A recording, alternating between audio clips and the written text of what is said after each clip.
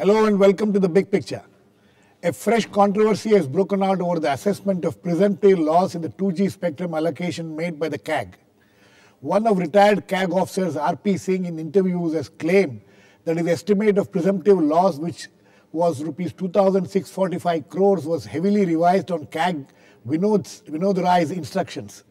He has further claimed the Public Accounts Committee Chairman Dr. Murli Manohar Joshi was involved in trying to access the audit report when it was being prepared, apart from using the CAG officials to prepare the PAC report on 2G. Joshi has denied the charges. However, Congress has sought to highlight R.P. Singh's charges and have demanded explanations from the BJP as well as Dr. Joshi. The controversy has once again brought into focus all the various charges and counter-charges in the 2G controversy, apart from raising questions about the propriety as well as the motives behind the latest claims of R.P. Singh. We will discuss all this today with Shantaram Naik, Congress MP, Prakash Javadekar, BJP MP, and spokesman Bhartruhari Mahtab, BJD MP, and Priya managing editor of Financial Chronicle. Welcome to all of you. Let me go to Mr. Shantaram Naik first. Mr. Naik, yes. Mr. R.P. Singh's allegations, which have come out in the newspapers today, and it's there on the television, many television channels, was something which was known to many people, because this was exactly the same things. Many of the things which he has said were what he had deposed before the JPC last year itself, in November last year. So how come this has become such a major issue now? Why did the Congress not take note of all these things in the last 1 year?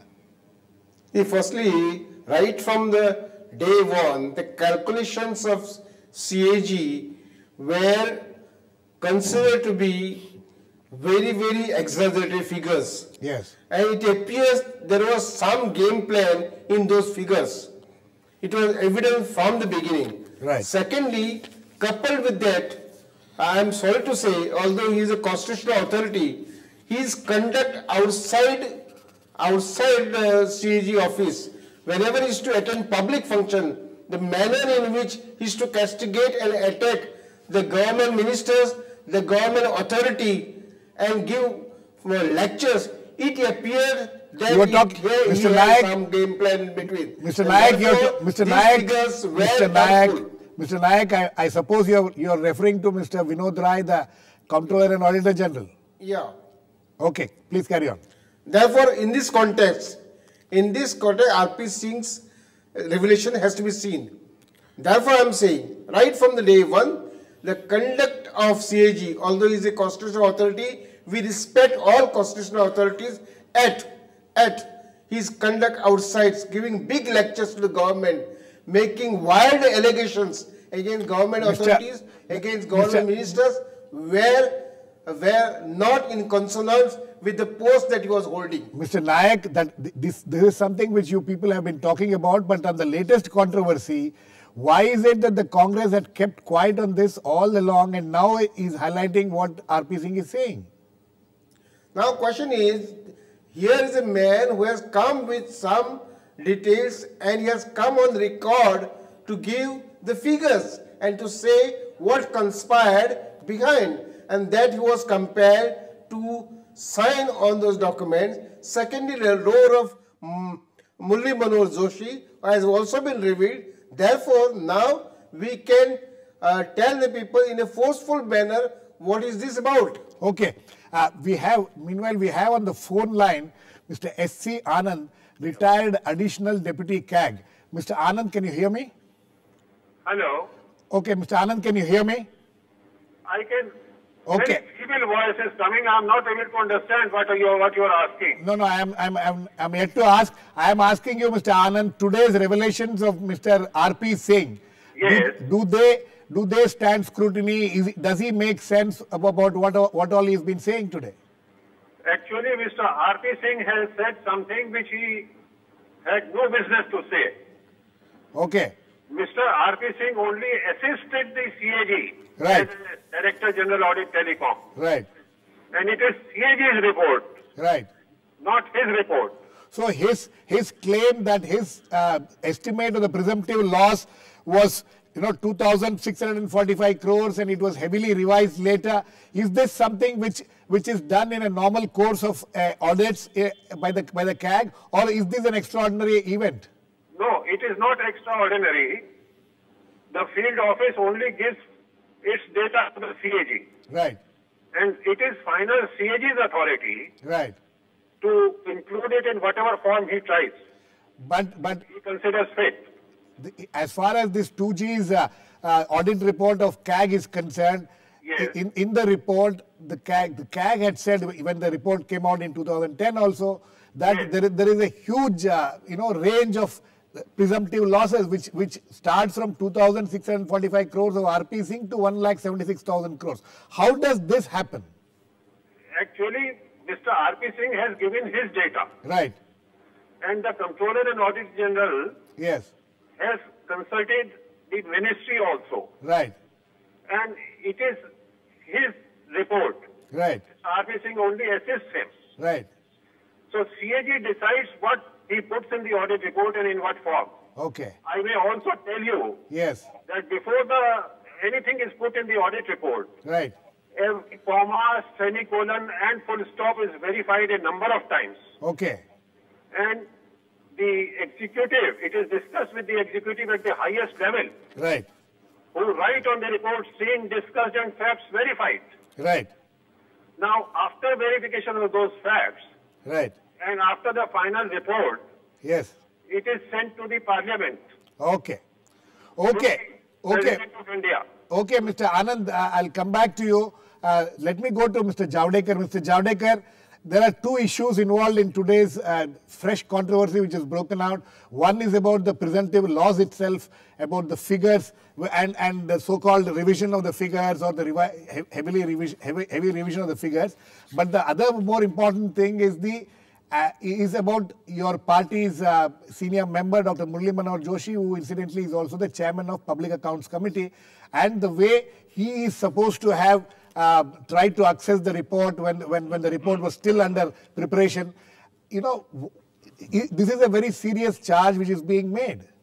How are you going to defend this?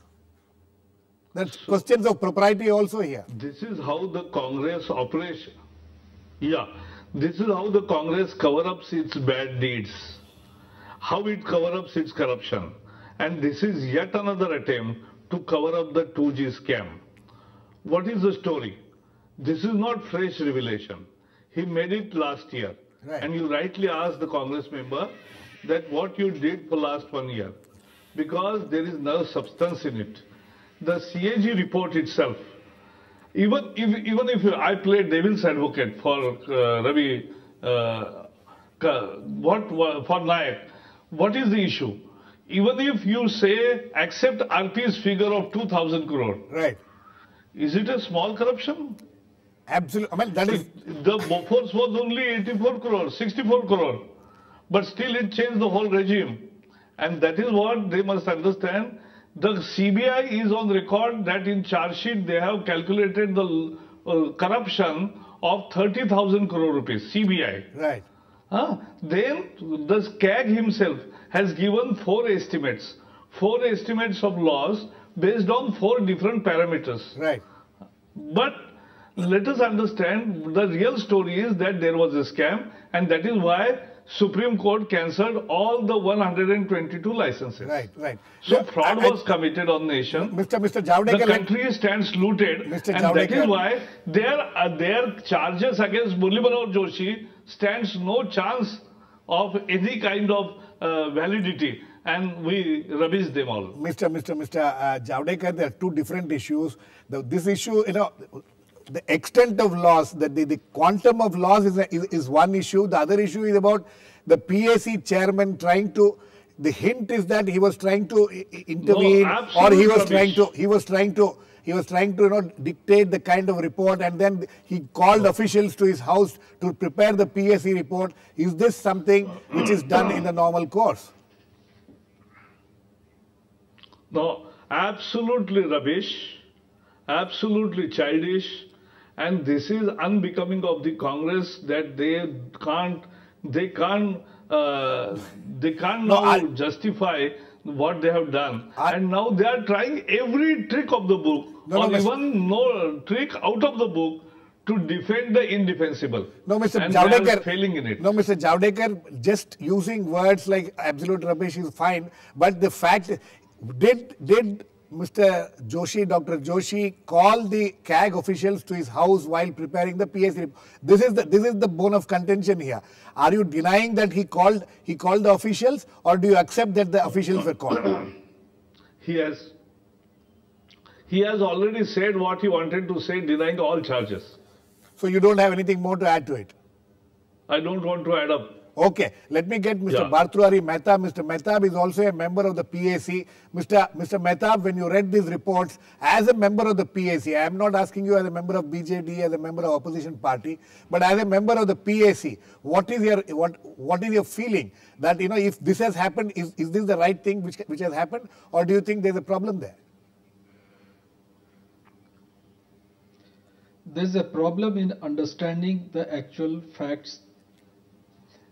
And the facts are, yes, as far as I understand, because I have gone through the CAG report, right, and we have deliberated on the CAG report. Right. The PAC also had prepared a report to be placed before the Parliament. Right. Unfortunately, that could not happen. But I would only mention here, right, Mr. R.P. Singh suffers from selective amnesia. Okay. Why do you say that? I would, what more can I say? No, why? Please, what more can I say? Please explain why do you say that he suffers from selective amnesia? Because he was a signatory to the CAG report. He says he was with CAG. He says he was forced to sign. So, no, that he was an employee. If he is abiding by the directions of his superior, that was a job which he has to perform. Right. What he is complaining about? Okay. He has he cannot complain about it after his retirement. He did whatever he wanted to do when he was in service. He could have registered. Right. He is not a spineless person. But once he has put his signature on the CAG report, he has to abide by that. He has to stand up to that decision because it is his signature that was put on there. Not only that, after the CAG report was taken into consideration by the PAC, he made a PowerPoint presentation before the PAC. Okay. Subsequently, whenever the telecom sector was being discussed by PAC, repeatedly Mr. Singh was before the PAC. Okay. And at times he had also participated in the PAC. He has never communicated that he was forced by CAG or by any other circumstances that he does not agree to that. Relating to the 2,600 some odd figure which is now touting up, that is a figure which was doubted by Ministry of Finance. Ministry of Finance categorically stated, these are all on records. Okay. And that's why that was not accepted by CAG. But okay, Mr. So in Mahtab, that respect, Mr. Mahtab, I'll take you on that. But you know, as far as the doubts being raised about the functioning of the PAC chairman, I will come to that. Yes. As when PAC prepares a report, normally the chairman of PAC, not necessarily only Dr. Joshi. I have worked with many since Mr. N.D. Tiwari. I have been working with PAC for last 10-12 years. I have seen chairmen consulting CAG and their officers before a report is prepared by PAC. There is no harm in it. Whether he has been called to Dr. Joshi's residence or not, I cannot say that. But PAC always consults, or the chairman always consults the CAG officers when a report is prepared by the PAC. There is nothing wrong in it. So you think there is nothing wrong in that? Okay. Priya Ranjan, as I was asking them, two issues here. One is about the presumptive loss. R.P. Singh's claims today. How do you see that? Well, you see, we all know that it's often officers attain wisdom after they have retired. That is true of Mr. R.P. Singh, it seems, as it is true of his boss, Mr. Binod Rai. Mr. Binod Rai's recent comment, if you'll recall, that decisions were being taken in a brazen manner. Yes. Now, mark the thing. Appalling decisions in brazen manner. And appalling, that was appalling, he said. And that was in past tense. He was referring to his service period in the government. He was referring to the pre-RTI period, that's what they claim. Pre-RTI period, when he was in service as a senior government officer, and where he was witness to such brazen manner in which decisions were being taken. It's another matter whether at that time Mr. Rai raised any objections. Yes, was a whistleblower or raised any objections, or like Mr. R.P. Singh, who deposed before PSC and now has come out with a very different version. So that's a matter. Now coming to the issue of presumptive losses. Yeah, absolutely. Now, this report... sorry to interrupt you. Mr. Javadekar made a very interesting point. He said, okay, let us assume that it is just 2,645 crore that R.P. Singh says. Even that is not a small amount. I was just coming to yes. That. What I was saying is, insofar as presumptive losses are concerned, this report of CAG on 2G is a routine report. Actually, these kind of reports, since the office of CAG came into being since independence, we have had routinely such reports flagging the revenue losses that are made to the government. Right.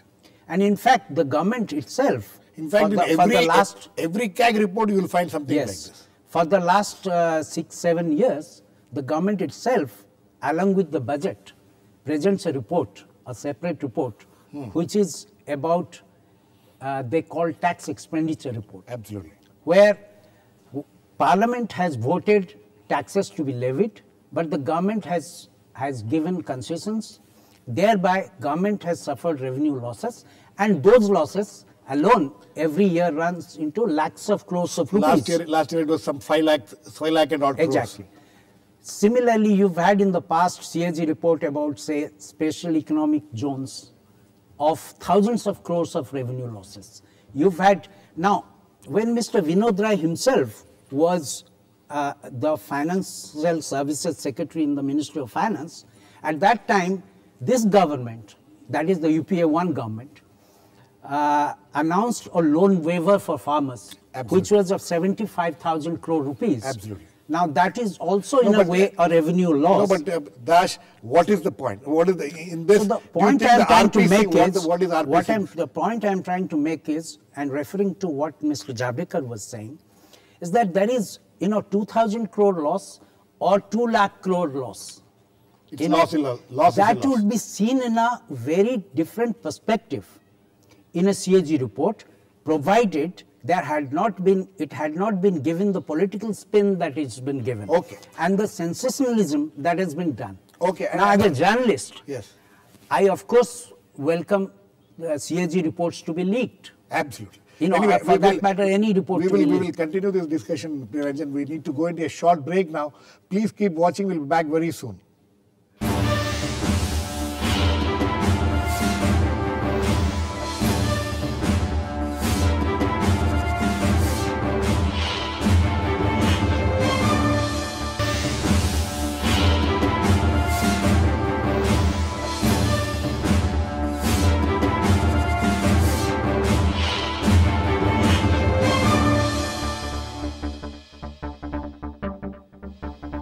Welcome back. We are discussing the latest controversy which has erupted over a statement made by a former CAG official, R.P. Singh, about the presentable losses in the 2G spectrum allocations. We are joined in the studio actually now by Mr. S.C.Anand, former additional deputy CAG. Mr. Anand, we were talking about, when we spoke to you on the phone line, when you were on the way, we asked about, what is R.P. Singh. But one issue of propriety has come up here. It's about, RP Singh is hinting that the PSC chairman, Dr. Murli Manohar Joshi, got the CAG officials to his house while preparing the PSC report. Is this something which happens on a routine, as a matter of routine, or is this something which is an unusual thing for a PSC chairman to call the CAG officials to his house and while preparing their reports?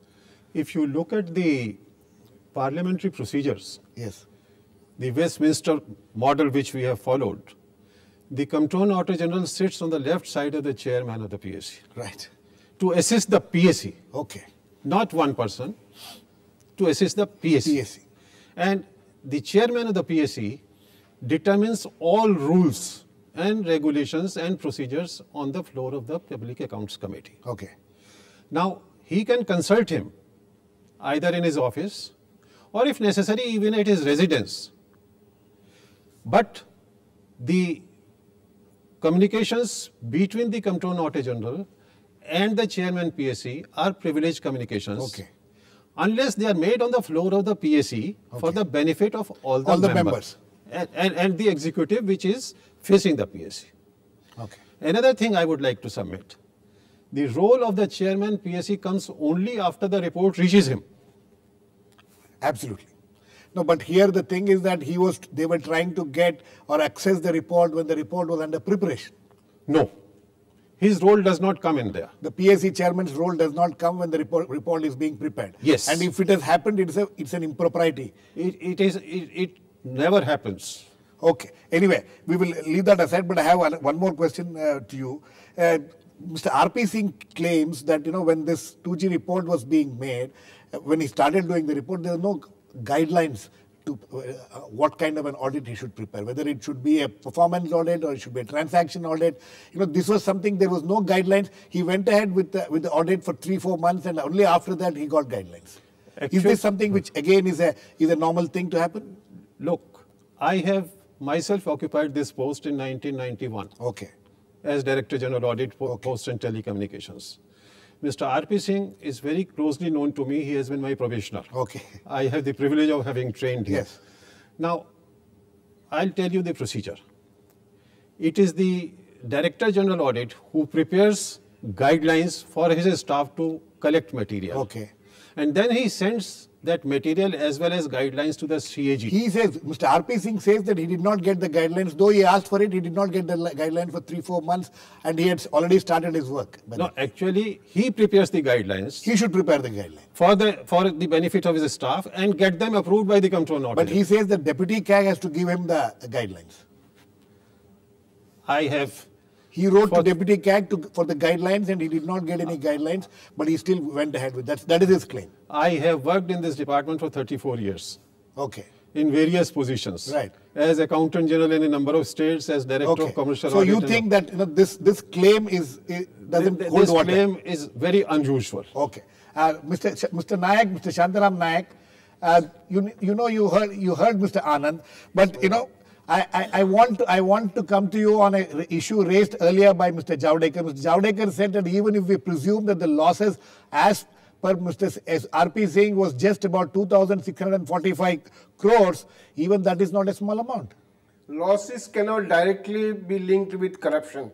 If you link losses to corruption, then every day in every government, state government, central government, there may be many decisions where the exchequer suffers losses. And right. If every loss is linked with corruption and criminality, there will be no end to it. Secondly, Javadekar should not charge again Congress of corruption.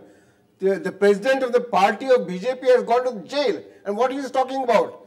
And petrol pump licenses were cancelled, allotments were cancelled. Okay. And he is talking about CAG cancelled. Okay, we'll not go. Please, I would like to make a point. Yes, Mr. Naik, quickly. Outsourcing of PSC work to CAG, which is a constitutional authority, this outsourcing has to be inquired into. How did Mr. Vinod Rai authorize such outsourcing? Whether he sits to the left of PSC chairman or not, it is not relevant. Okay. It is an independent constitutional authority. Absolutely. Okay. How was the outsourcing your point taken. Let me get Mr. Javadekar in on that. Mr. Javadekar.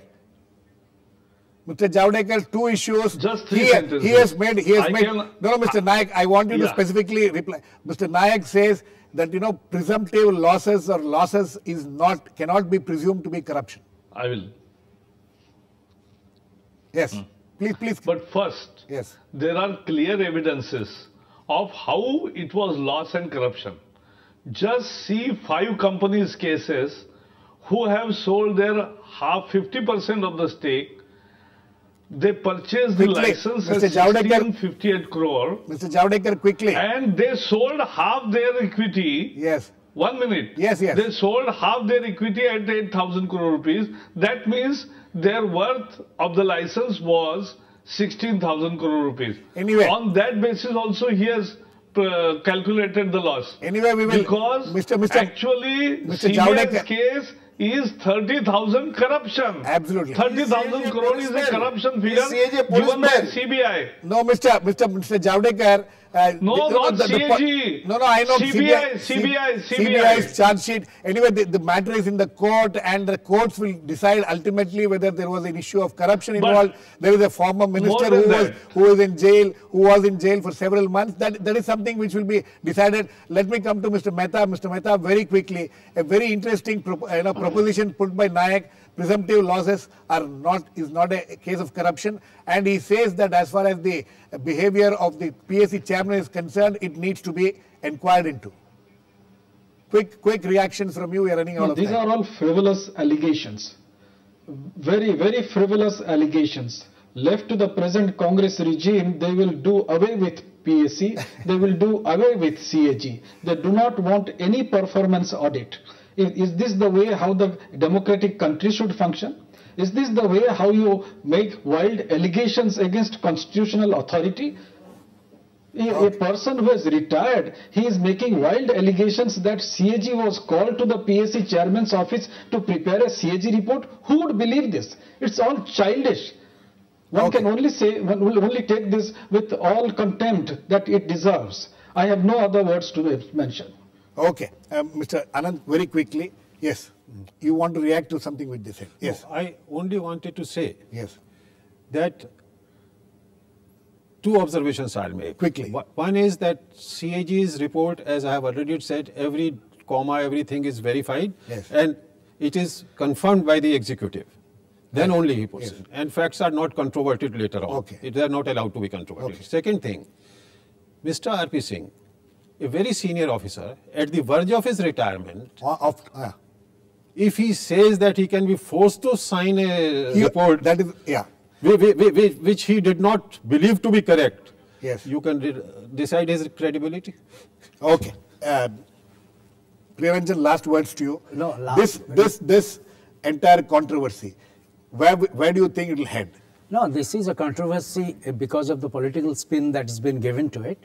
And, what Mr. Naik said is that if that was the line, had Congress and the UPA government taken that line forcefully, in fact, the Prime Minister at an initial stage with the meeting with the 5-6 editors that he had, if you recall, he said he equated that the loss in 2G as a loss arising out of the government policy, deliberate policy of keeping spectrum prices low. And he equated that to subsidies, including food subsidy.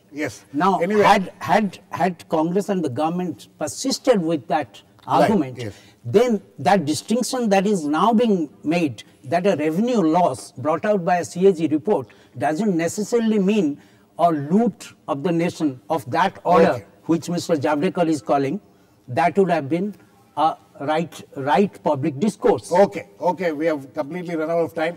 But this is something, the 2G is something which is not going to die away. It will keep on reappearing in the public sphere.